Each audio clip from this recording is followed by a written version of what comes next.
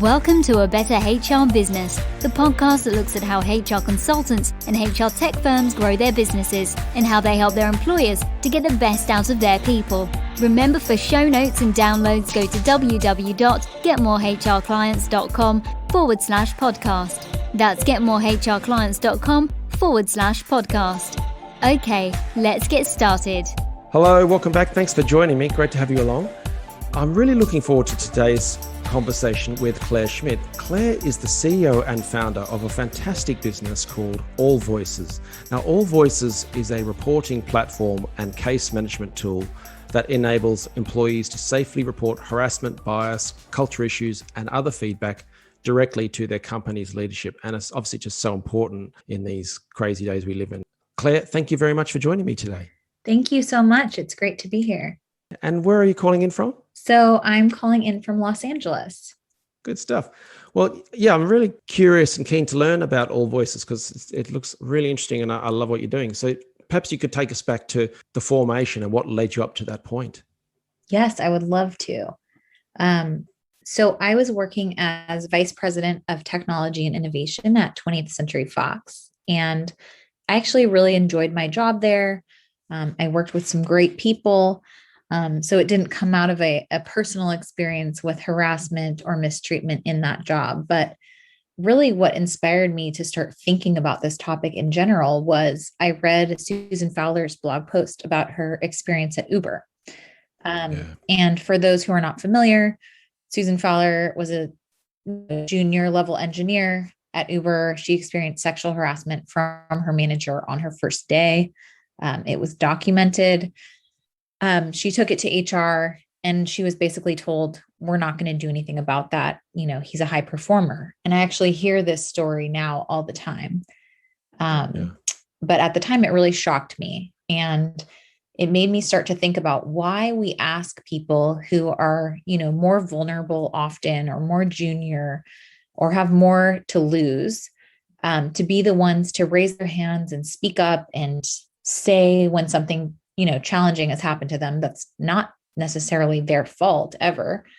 But yet they're the ones whose, careers get put at risk, who are likely to experience retaliation, who, can experience trauma simply by going back into the same office over and over as things aren't dealt with and feeling exposed for having spoken up. And so I really wanted to think about whether there was a way that technology could play a role in helping to solve some of those kinds of problems, perhaps more proactively, and perhaps in a way that felt safer for employees, specifically the employees who are experiencing these issues, whether it's harassment or bias or mistreatment or bullying, discrimination. There's a long list of things that people can use AllVoices to report about, but at the time, it was all just an idea. So I spent about 6 months exploring the space, trying to get a sense of whether HR or company leaders were using any kinds of tools to help employees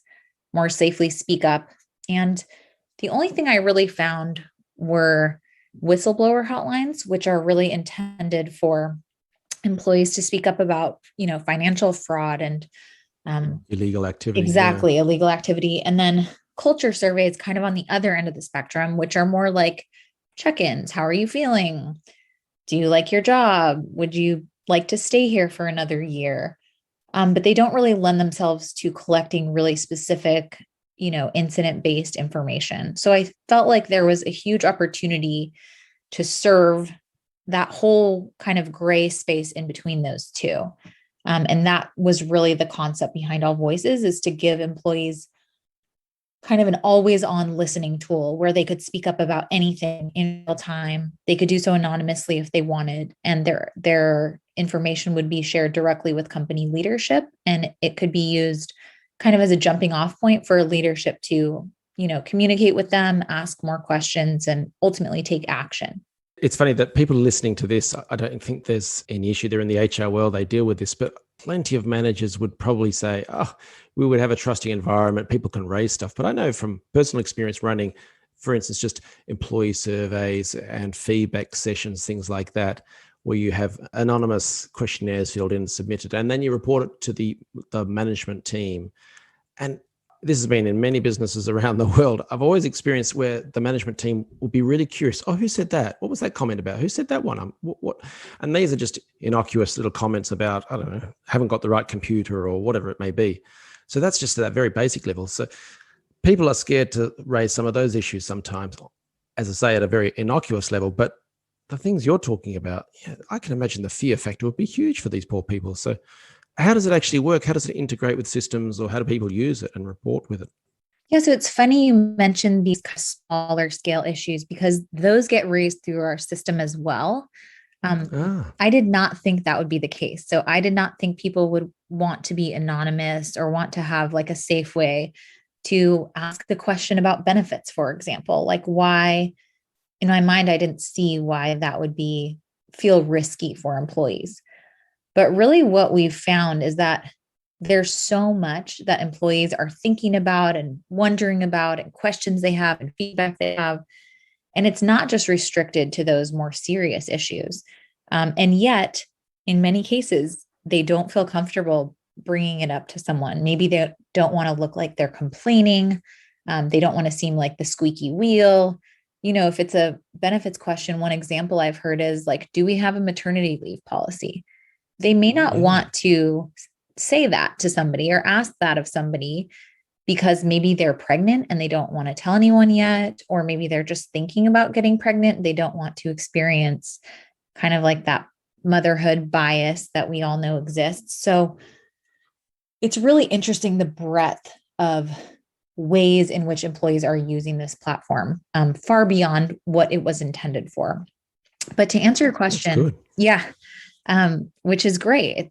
It's really exciting. We always tell our customers, like, the more you're hearing from employees, the better, because in many cases, these are people who would never have brought something up to you directly. And it stops stuff from festering, right? Exactly. They're bringing it up as early as possible. So they're not waiting for things to get out of hand. It gets really serious. Maybe they get super disengaged and unproductive. They might, write negative reviews on Glassdoor. They might quit their job. They might sue the company, talk to the press, talk to social media. So there's so many downstream kind of negative effects that can happen that are negative for the companies as well. If an employee is not given a safe way to speak up internally as early as possible. Yeah. And so, sorry, to answer your question, which I didn't even start to answer yet, the way it works is really simple. It's mobile responsive. So it's like a mobile responsive site. Each company that we work with gets a custom URL where they can send their employees. Employees are guided through the process of sharing feedback. They answer a couple of structured questions. It's intended to be really simple and calming and easy, though. And then at the end, we just ask for a follow-up mechanism for them. So in most cases, it's mobile phones. So we'll send their mobile phone a verification code. We make it very clear we never see their phone number. Their company never sees their phone number, but it provides us with a way to actually facilitate the follow-up conversation between them and their company. Nice.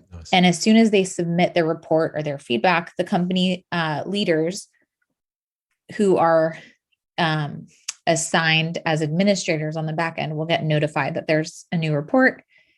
They'll be prompted to actually respond to that employee and either say, thank you for your feedback, or answer the question, or say, we're looking into this, whatever it might be. And as soon as they send that response, the employee gets a text from AllVoices that just says your company has responded to your report. And they're able to click a link and view the message and respond back directly, all while remaining anonymous if they choose to. So that's kind of high level how it works.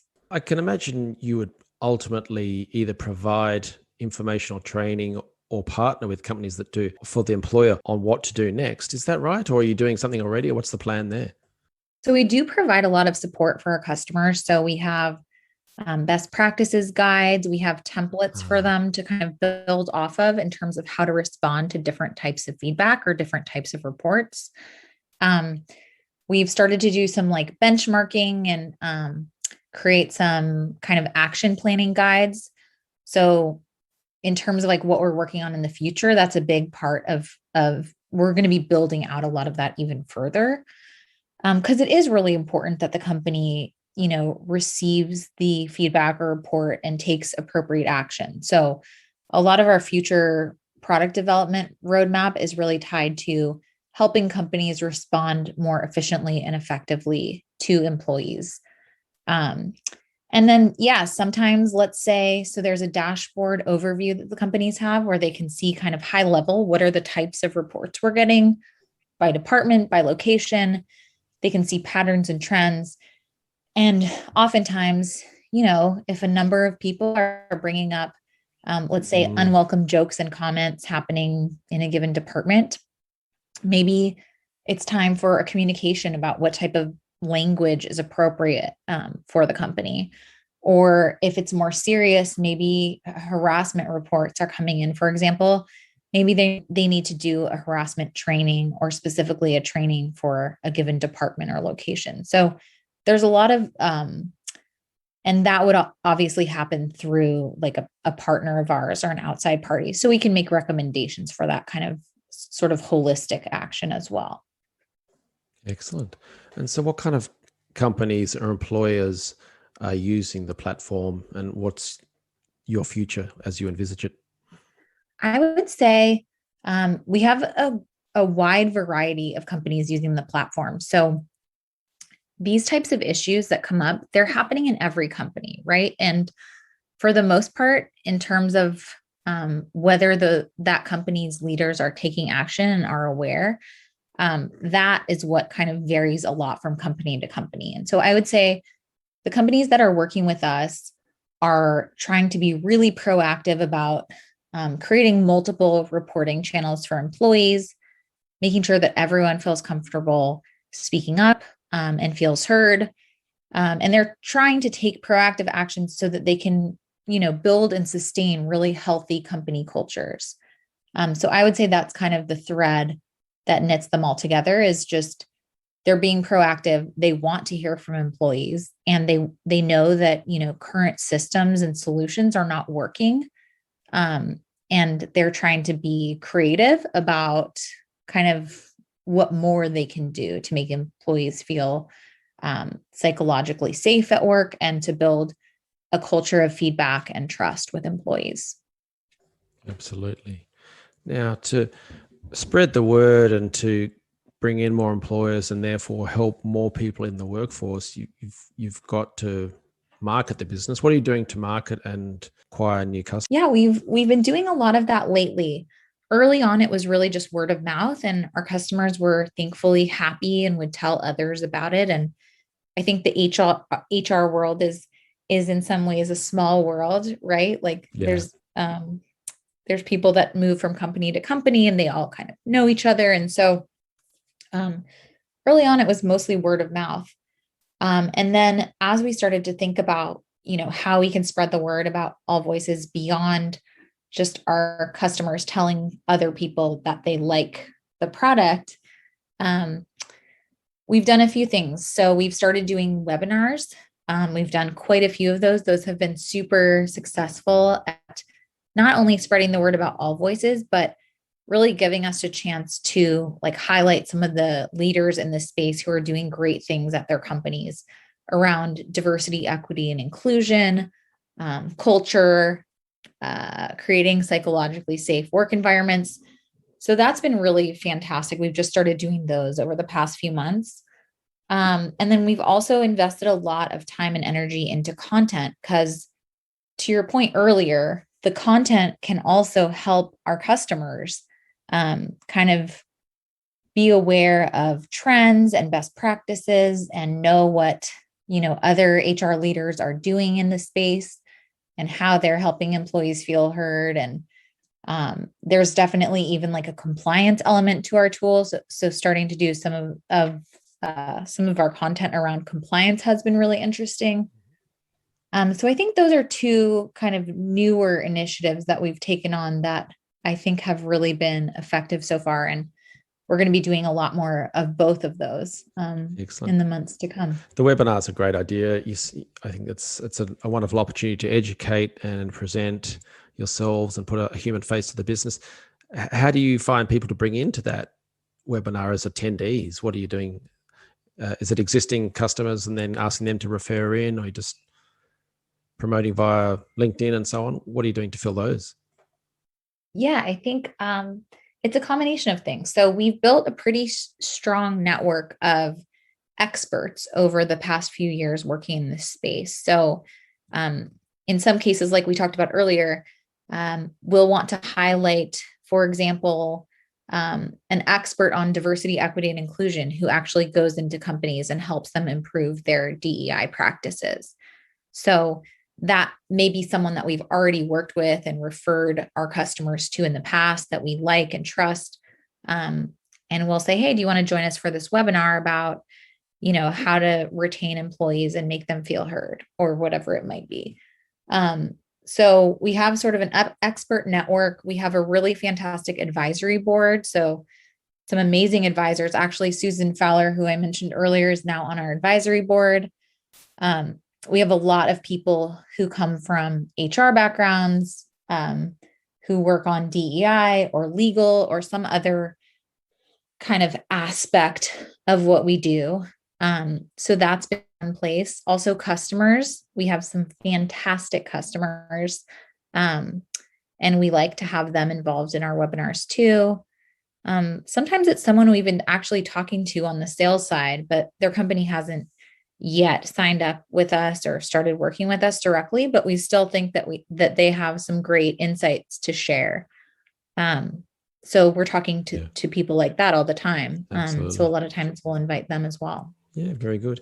I'm always curious, how do you choose topics? Every business of any type, let alone in the HR world, there are so many topics they can cover and depth and breadth. How did you work out what you're going to cover in, for instance, your blog or your webinar topics or your ebooks, things like that? How have you sort of chosen what you'll be talking about? Yeah, that's a really good question. I think we try to stay really on top of like, what trends are we hearing about? What questions do our customers have? What are people, especially HR leaders, grappling with? So we have a webinar coming up that's going to be focused on specifically on women in the workplace and how the COVID-19 pandemic has really in unique ways set women back in terms of women's progress in the workforce. So we know that that's something that's being talked about a lot, that's on the news, that HR leaders are concerned about and thinking about and trying to figure out how to reverse some of what's happened over the past year. So we try to think of topics that are timely, that we know are going to be interesting to our audience and that are kind of top of mind for our audience and relevant. And also maybe that haven't been, that are a little bit more underserved, like we haven't seen a webinar about that topic, or we haven't seen the kind of conversation framed in the way that we think is really interesting. So that's typically what we do. And we have a fantastic team who is kind of thinking about this and working on it all the time.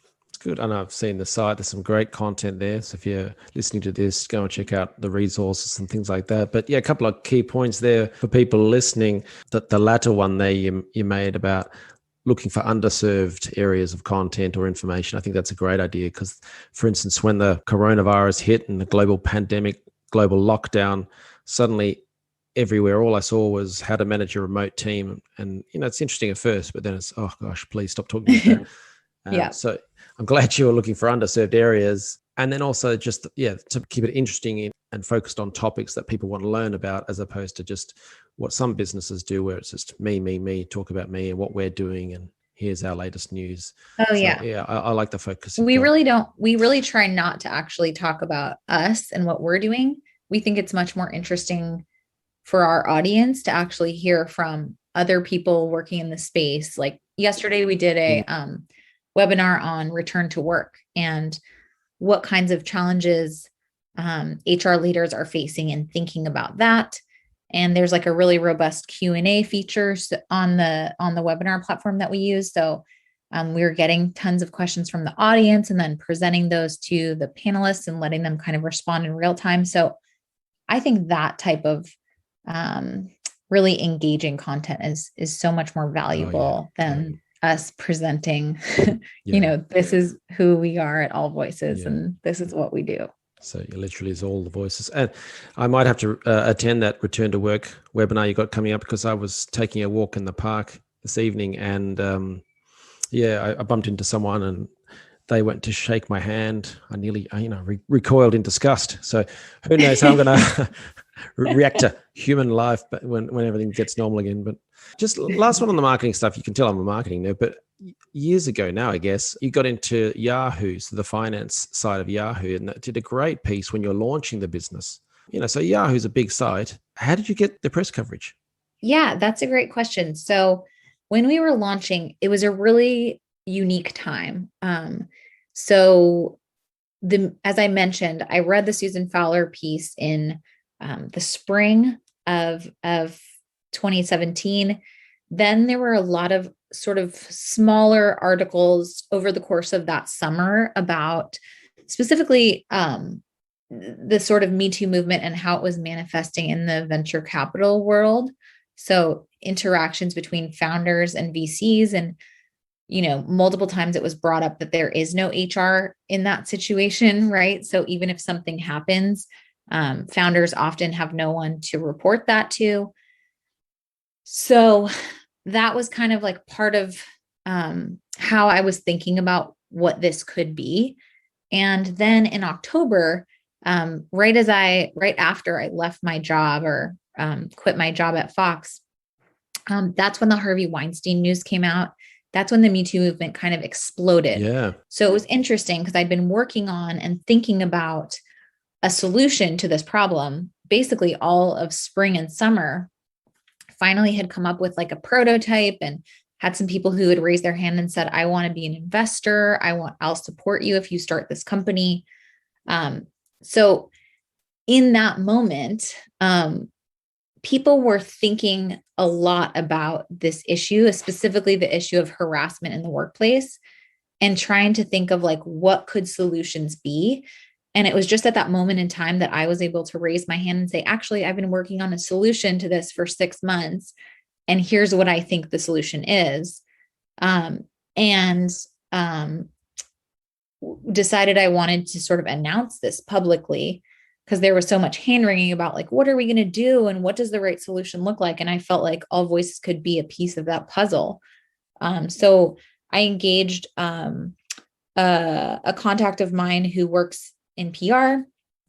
She was able to pitch, to Yahoo, to CNN, Variety. We got covered in all these different outlets because the story was so different, right? It wasn't, what are we going to do about these problems? It was, we have something and we have this person who just resigned from her, executive level job at a major studio to work on a solution. So I think that's the reason that we were able to get coverage. It was a combination of like, the story was interesting and different, and it was highly relevant and on the top of everyone's mind at that time. Brilliant.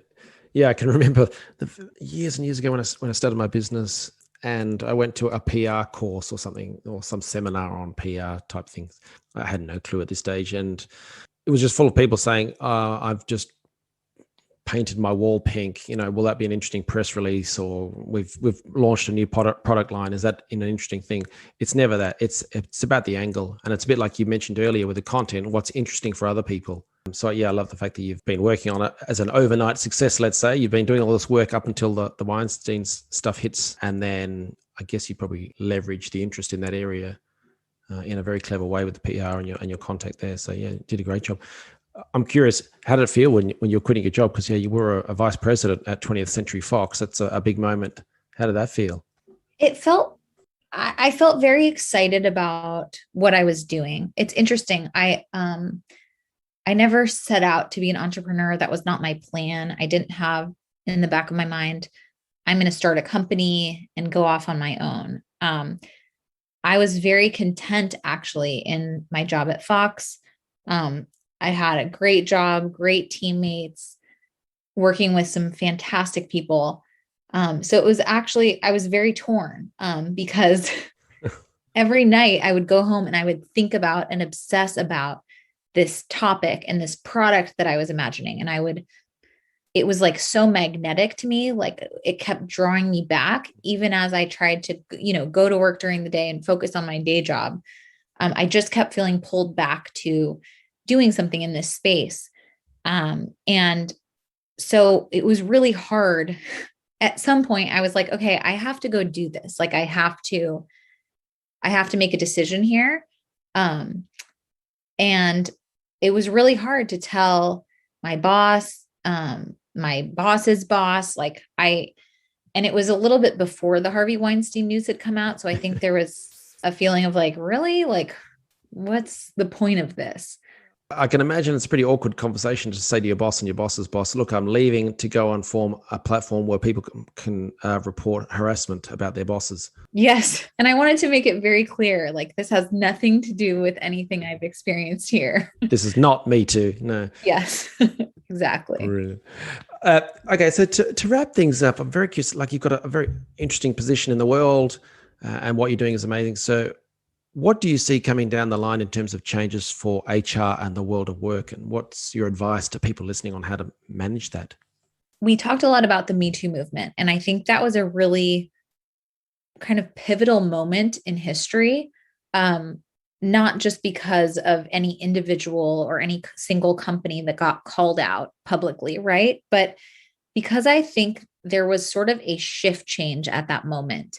And what I mean by that is, up until Me Too, it seemed, at least from my vantage point, that if there was harassment happening at a specific company, leaders could basically, and it came out, to the public, A, it wasn't really covered that much. And B, leaders could say, oh, well, we didn't know that was happening. And that was actually seen as a perfectly acceptable excuse at the time. So anytime before like 2017, I think that was the sort of state of the world was, you don't really need to be responsible for knowing everything that's going on with your employees. Who possibly could? We won't penalize you in any way, in the public eye, at least, for not knowing about what was happening. And I think after Me Too and during Me Too, what changed was that suddenly company leaders were being held accountable for harassment, discrimination, mistreatment that was happening within their culture, even if they said, we had no idea this was happening. The response was kind of, too bad. It's your responsibility to know that this is happening. So company leaders all of a sudden were being held accountable in the public eye and judged very publicly for action their employees were taking, even if they claimed to not know about it. Mm. And I think that's what changed with Me Too. And I think we saw it a bit again, just over this past summer with everything that was happening with the anti-racism movement, which is continuing to happen, right? But after George Floyd, a lot of companies started posting Black squares in solidarity, saying, we stand with Black Lives Matter. But employees were very publicly calling them out and saying, they may say this on social media, but behind the scenes, this is what it's like to work here. This is the way that Black employees are treated. This is the type of inequality that's being perpetuated at this company. And it was very reminiscent of the Me Too movement in that companies were, again, being kind of called out publicly, being held accountable. There were, executives and other leaders that were stepping down from these companies as a result. So I think what that showed is that over time, the issues themselves will change. The nature of the incidents that are being talked about in any given moment. But what is here to stay is that companies now need to know what's going on with their employees. They are responsible to have that information and to create a safe environment for employees to speak up. And that is, I think, something that will continue for a very, very long time. So I think part of the future of work is that companies more and more are going to be looking for additional ways to help employees speak up as early as possible about whatever they're experiencing so that they can take action, so that they can avoid being called out publicly or having their reputations damaged because of not providing a way for employees to speak up or not being responsive enough to employees. Absolutely. And that point you make about the leaders previously claiming ignorance about a topic and getting away with it, let's say. I noticed on the website there's mention of SOX, so Sarbanes-Oxley, I think that's sort of financial controls, etc., legislation on the financial and operational management side of things. But I believe your platform is SOX compliant anyway. But it moves into that field where leaders can't get away with that kind of behavior or attitude anymore. So I really like that we've moved beyond there. And now this is facilitating better performance across the board in this area. Yes, exactly. I mean, we do have the ability to serve as a whistleblower hotline for our customers so that they are SOX compliant. We have a number of public companies on the platform using us in that way. But employees aren't thinking, okay, these 5 things that happened are definitely illegal. These 4 things are gray area. These 3 things are probably not illegal. And I should go to all these different places to report these different things. We think it's best for a company to just have one resource where they send employees, if they're uncomfortable raising something, directly to a manager or to an HR leader. Yeah, absolutely. Well, Claire, we've covered so much ground here, and I think it's a brilliant platform. I love what you're doing with it and helping employers and employees across industries and hopefully across the world. If people want to learn more or refer customers to you, partner with you, something like that, what should they do next? So you can check out our website, which is allvoices.co. You'll be able to see all the different solutions that we provide. We didn't talk much about this, but the case management system that we've built for HR leaders, which has been really valuable to them in terms of tracking and managing all employee relations issues, whether brought up through the AllVoices platform or through another channel. Yep. So you can check out more about that on our site. We're active on all of, the major social media channels. So Twitter, LinkedIn, Facebook, Instagram. And then, we have a blog on our site. We have a place on our site where you can request a demo of the tool if you want to learn more. So I would say just go to our site and you can jump off to anything that you like. Perfect. All right. Well, we'll have the link to that, but it's allvoices.co, as Claire said. And we'll have that link in the show notes as well. But Claire, that just leads me to say thank you very much for sharing your story and for sharing the AllVoices platform with us today. Thank you for your time. Thank you so much. It was great chatting with you. Thanks for joining us today on A Better HR Business, the podcast that explores the world of HR consulting and HR tech businesses. For show notes and downloads, go to www.getmorehrclients.com/podcast. That's getmorehrclients.com/podcast. Remember to subscribe and share the show with any friends who are busy growing a HR business. Thanks, and see you next time.